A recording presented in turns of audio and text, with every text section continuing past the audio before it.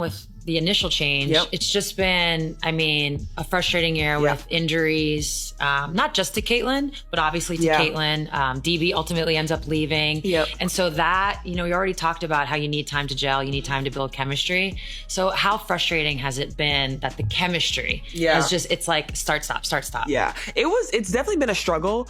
But I think just at the start of the season too, like, you know, you have your start of the season meetings and you're talking. And for us, it was about, listen, like, no matter what happens in the season, it's next woman up and you have to be ready. And I feel like obviously struggling with injuries, and then, you know, you sign people and then they leave, and it's like, listen, like, whoever is next, be ready to play, because it doesn't matter. Like, the games still keep coming. Like, you still have to be ready to compete. And that's why I was so happy, like, when we... Aliyah Boston recently sat down with Sue Bird for an interview, and her comments about Caitlin Clark are making waves. From honest truths to heartfelt praise and even a few reality checks, Boston kept it real. So, here's a big question. What was your reaction to her speaking so openly about the pressure of sharing the court with Caitlin Clark? Obviously, you never want people to get injured, but the reality is you have to have that mindset, and it gives other people opportunity. And then you hope ultimately you're all better for it when the injured players come back. But I'm curious, specific to Caitlin being on the floor, off the floor, and I saw you talk on your own podcast about like the spacing and how different it is. But when you're entering a game, like your mental prep, how does it change? Because it's two different systems essentially. It is. Honestly, like, when C is on the floor, I'm like, listen, be ready to run. Be ready to get out. Be ready because she's looking. She's looking. Going. She wants to play fast. Super early in the offense. And like, we do that too as well here. But I think sometimes too now without her, like, we can get into like a little more half court execution, make the defenses work a little bit harder, first side, second side, third side.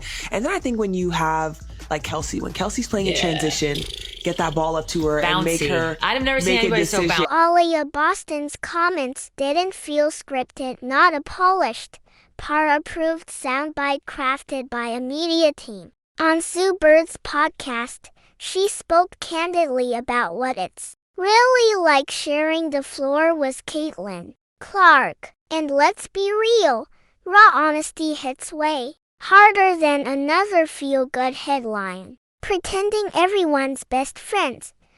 So entering year 3 for you, which is this year, as you said, it's a lot of change. Yes. You have a coaching change.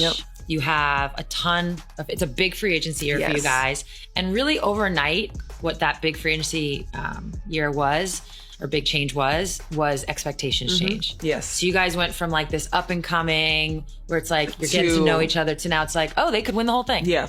So what was the experience of essentially becoming like, instead of being the hunter, you're now the hunted? Yeah, it's crazy, but I feel like it was definitely expected. Like, I think number one, like, just last year, everyone, like, when they see our name on the schedule, even though the year before we didn't win, like, we won 13 games or whatever it was, and it was like, okay, well, but then you added in Caitlin, right? And everybody's like, oh, like, they're gonna be this, and this, and now everybody's like, oh, you know what? We're gonna prove you wrong. Like, hell no. Like, that's what Aliyah Boston's perspective hits different because she's living it in real time. Caitlin Clark has already been branded the face of women's basketball, ESPN's highlight machine, the league's ratings magnet, the player fans can't stop watching. That kind of spotlight follows you everywhere, from social media feeds to packed out arenas. And Boston, she sees it clearly.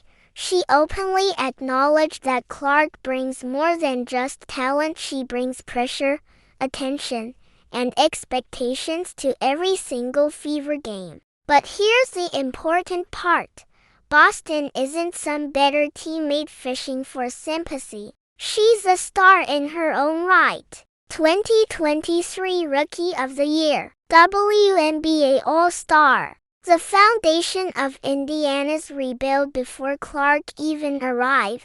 Still, once Caitlin touched down in Indianapolis, the energy shifted. Every miss, magnified. Every awkward play, viral. Every game, win or lose, analyzed like it was the finals. The spotlight doesn't just shine, it burns. And Aliyah Boston is feeling the heat alongside her. Yeah, like they got, for us, we always think like you have to approach every season with like, we're winning this whole season. So that was our mindset. And I think when you look at expectations, once again, expectations comes from everyone outside. Cause like in our circle, we know exactly what we want to do. We also understand that it's a process.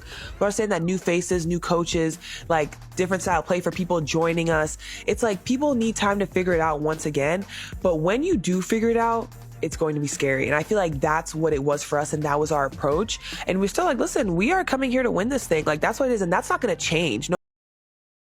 And that's where Aliyah Boston's honesty really lands. On Sue Bird's podcast, she made it clear.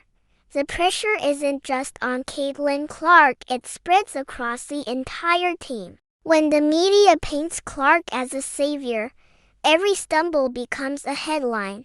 And every loss turns into a crisis. And when the Fever struggle, the spotlight doesn't just stay on Clark, it shifts. Players like Boston feel that weight too. And Ari, I felt like that was like amazing for us because obviously we couldn't predict C being out for this long at least. And so it's like having someone in that runs the point well, can call her own number, I think honestly has been like our biggest blessing. Obviously now with Bibbs, like she's coming in, she's able to stretch the floor. It's like, I think no matter what, everything is for a reason, right? And that's kind of our focus is, listen, like whatever happens, happens. But whoever is here in our circle, listen, like we're here to hoop. Yeah. And that's how we're going to play. And so I feel like that's just been our approach. Like it hasn't been perfect. There's definitely been injuries here and there, but Boston reminded everyone of a simple truth. This was her first season sharing the floor with Caitlin Clark. Yet somehow, the outside world expected flawless chemistry right out of the gate. It's like critics assumed Boston should instantly know Clark's rhythm, timing, and vision without ever having logged real minutes together. She put it perfectly. We weren't given that grace period of just getting to play with someone you've never played with. That line hits hard because it's a reality. In the NBA, we constantly hear how chemistry takes time to build. When LeBron James teamed up with Dwyane Wade and Chris Bosh in Miami, it took nearly a full season before things truly clicked. But in the WNBA, with Caitlin Clark, patience seemed to disappear overnight. Fans acted like if the Fever weren't championship contenders from day one, then Boston and the rest of the team must be failing. You could hear the frustration in her voice even though she spoke calmly. No finger pointing, no excuses, just honest talk about the process. And considering Boston is only 23, that level of composure speaks volumes about her maturity. She is moving, she's making the right read, and it's like, listen, and she's scoring the ball at a very high level. And so I think, it's a little bit both, like, once again, like when she's on the floor, like she's looking to get up, people can be like, listen, I don't need to outlet because I know once we rebound, we're getting it up. But I also think it, once again, it's like puts people on their toes because they're like, whoa, I need to find Kelsey in transition. I need to find Ari now. Like, we got to find Sophie and Lexi knocking down threes. Like, it's different, but I think everyone is once again finding their own rhythm, and that we just did a great job of. The first stretch of the season was tougher than expected. There were passes she simply wasn't ready for, plays where she couldn't quite catch Clark's vision in time, and of course, social media had a field day. Clip one bad position, slap on a snarky caption, and suddenly the narrative was, see, the Fever can't make this work.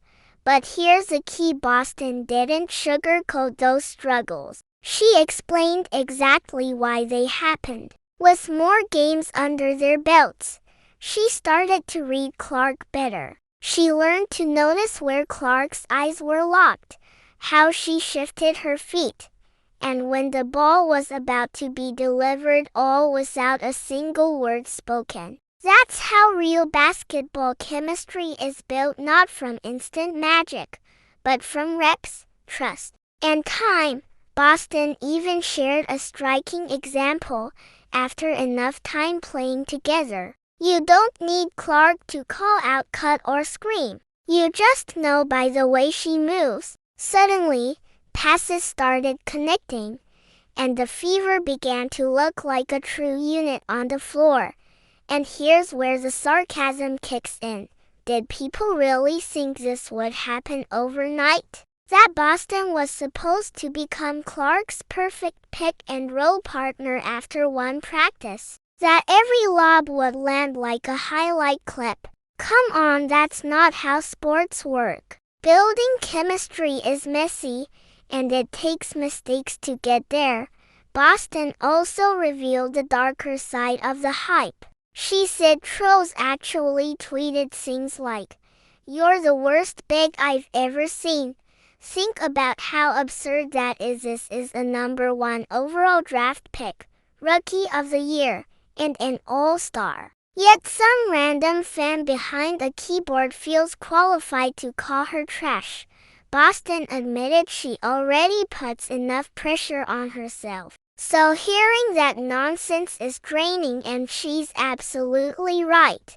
What stood out most is that she didn't dodge accountability. She openly acknowledged the early bumps with Clark, but also called out how unrealistic it is for fans to demand instant perfection. Building a guard-post partnership takes film study, trust, and hundreds of positions, not just a handful of games. At the same time, Boston made sure to praise Clark. She described her as a phenomenal passer with elite vision, saying that once she locks in on Clark's eyes, she instantly knows where to be. That's high praise, proving this isn't jealousy, it's respect.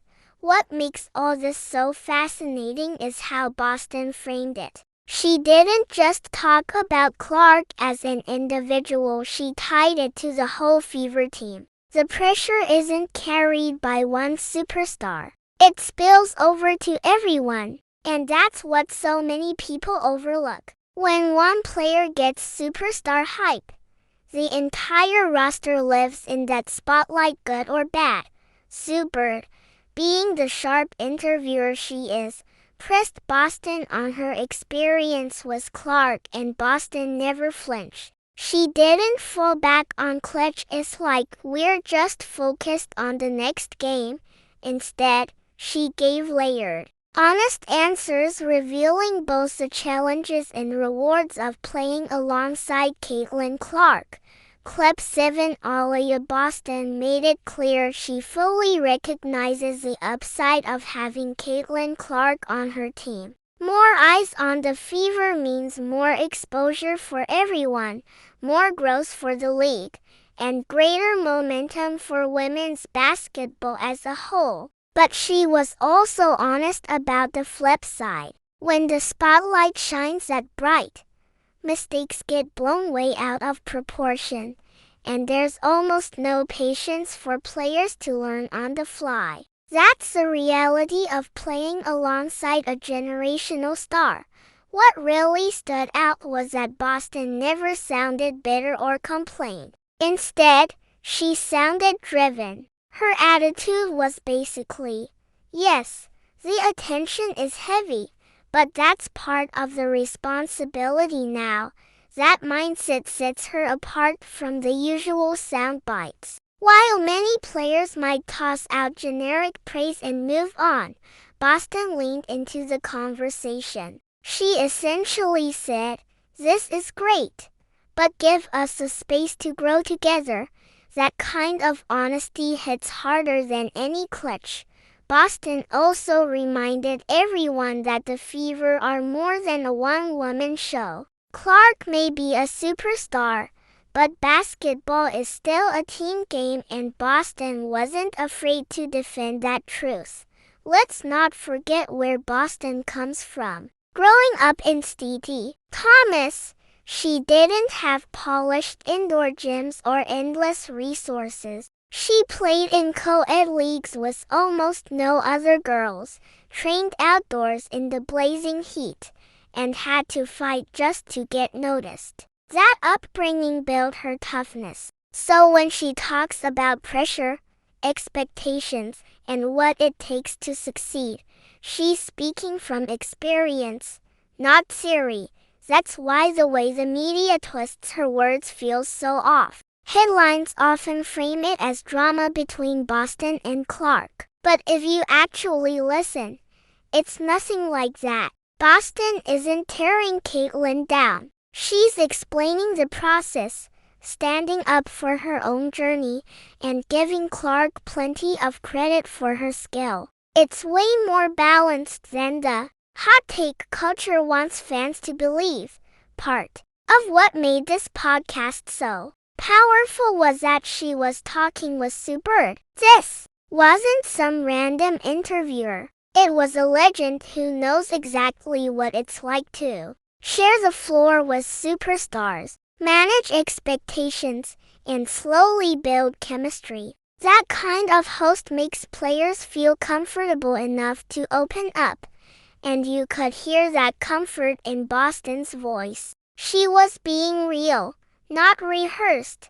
Step back for a moment, and it's clear this interview is about more than just Boston and Clark. It's about how fans and media treat athletes in the social media era. Everyone wants instant storylines, instant wins, and highlight reels that confirm their biases. But the athletes, they're in the trenches, grinding through mistakes, building trust, and figuring it out one game at a time. So when someone like Aliyah Boston gives us that reality check, we should listen. Her words about Caitlyn Clark weren't just about chemistry or pressure. They revealed what it's actually like to share the floor with one of the most scrutinized young stars in sports today. And the truth is, even now that Clark is no longer a rookie, the spotlight hasn't cooled off. In fact, it's only gotten hotter. Boston made sure to remind everyone that being Caitlyn Clark's teammate means living inside that spotlight, whether you asked for it or not.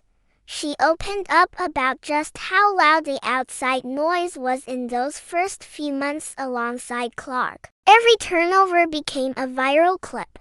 Every misread turned into a meme. She admitted it tested her patience. But instead of treating those struggles as setbacks, Boston frames